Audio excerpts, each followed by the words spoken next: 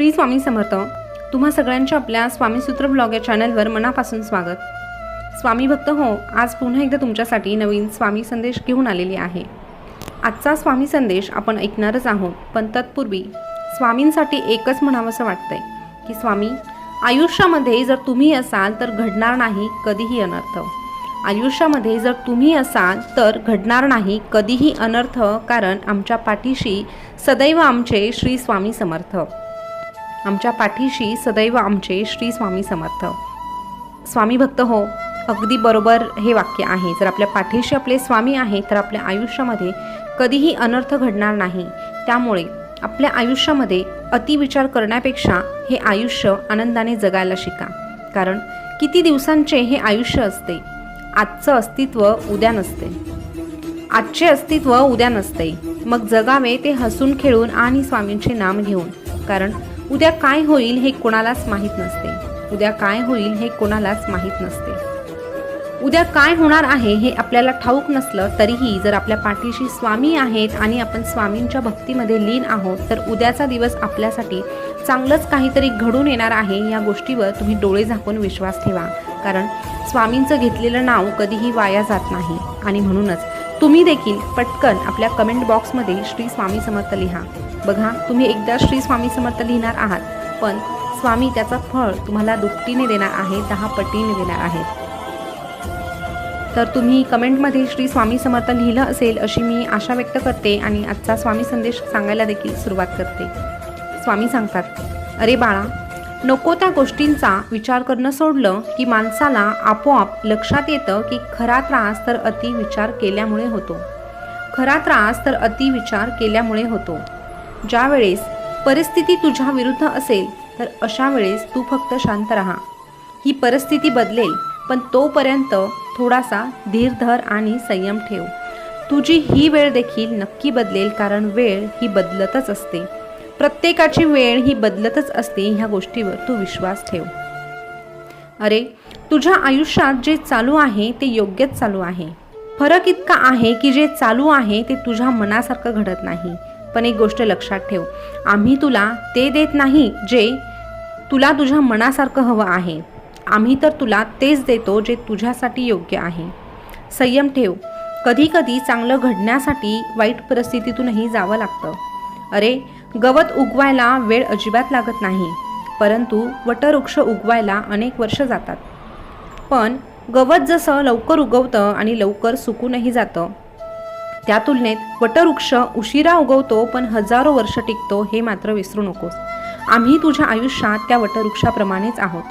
तुला आमची ओळख व्हायला उशीर लागतो, पण एकदा की आम्ही तुझ्यात रुजलो की आम्ही तुझी साथ कधीच सोडत नाही.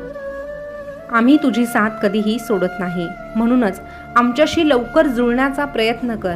आणि आमच्याशी जुळण्याचा एकच मार्ग आहे, ते म्हणजे नामस्मरण. तू आमचं नामस्मरण कर. अरे, तुला स्वतःला कळत नाही इतकं तुझ्या आयुष्यात काय चालू आहे, तुझ्या मनात काय चालू आहे हे आम्हाला कळतं. आमचं नामस्मरण करत असताना तुला मी दिसत नाही, पण मी मात्र तुला पाहत असतो आणि माझे डोळे सदैव तुझ्याकडे असतात. कारण मी सदैव तुझ्या हृदयात राहतो.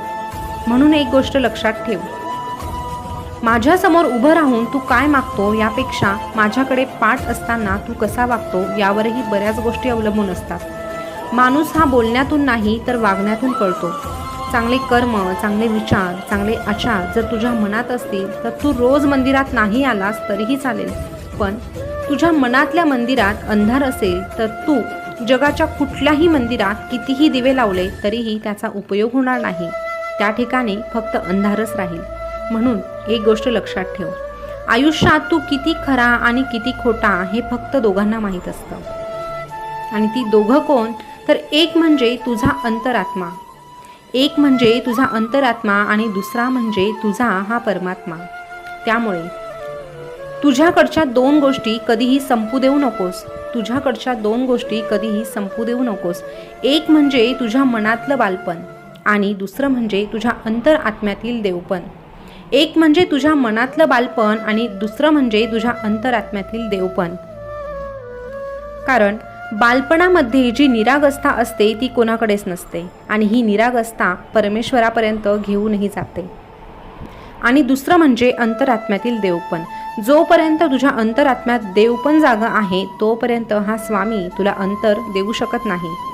जीवन जगत असताना स्वतःची कर्म चांगली ठेव. बाकी लोक कसं वागताय, काय वागताय हे सोडून तू कसा वागतो ते बघ. शेवटी हिशोब सगळ्यांचाच होणार आहे. सगळ्यांच्या कर्माचा हिशोब आम्ही ठेवतच असतो. वाट्याला येईल ते शिकवून घ्यायचं. तुझ्या वाट्याला येईल ते शिकून घ्यायचं आणि जमेल तसं शहाणं व्हायचं. तुझ्या वाट्याला येईल ते शिकून घ्यायचं आणि जमेल तसं शहाणं व्हायचं. प्रत्येकाला या ठिकाणी आपलं मानायचं. प्रत्येकालाच या ठिकाणी आपलं मानायचं. पण हो, 4 हात मात्र सगळ्यांपासून लांबच राहायचं. 4 हात मात्र सगळ्यांपासून लांबच राहायचं. अरे, आम्ही असताना तू काळजी कसली करतोस रे? आम्ही असताना तू काळजी कसली करतोस रे?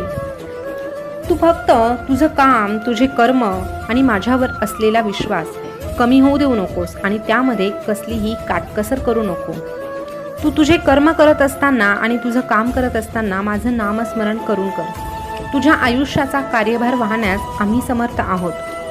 अरे, हे आयुष्य आम्ही तुला दिलं आहे, त्यामुळे आम्ही तुला असं वाऱ्यावर सोडणार नाही.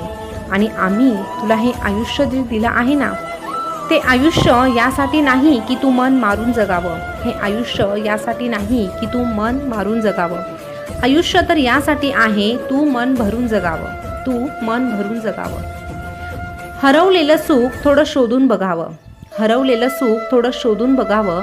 इतरांचं मन सांभाळताना मात्र स्वतःला दुय्यम स्थान कधी न द्यावं.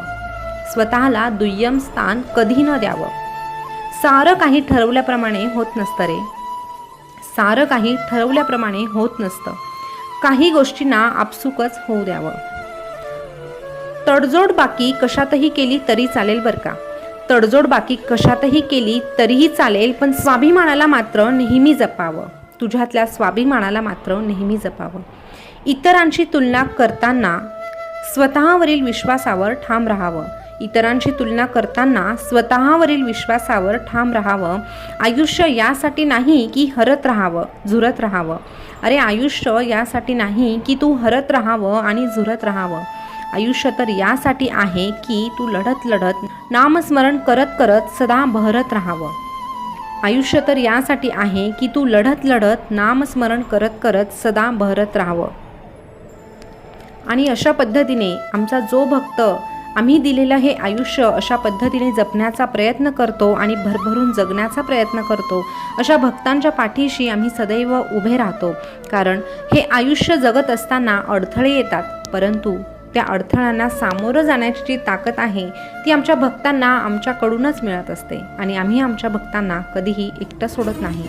पण हो, आमच्या भक्तांनी मात्र तेवढा विश्वास आमच्यावर ठेवायला हवा.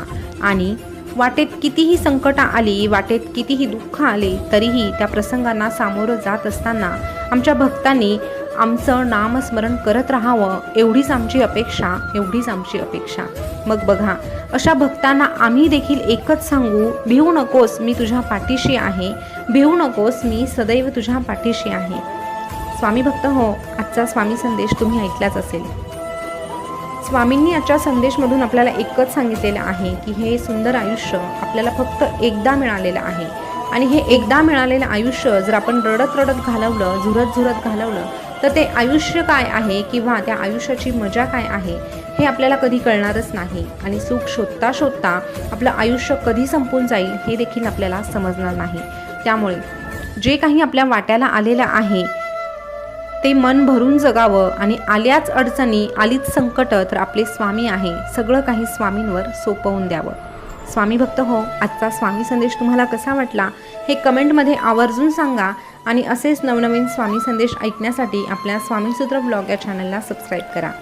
चला तर मग पुन्हा भेटूया नवीन व्हिडिओ घेऊन, नवीन स्वामी संदेश घेऊन. तोपर्यंत स्वस्त रहा, मस्त रहा आणि आपले स्वामी संदेश ऐकत रहा. धन्यवाद.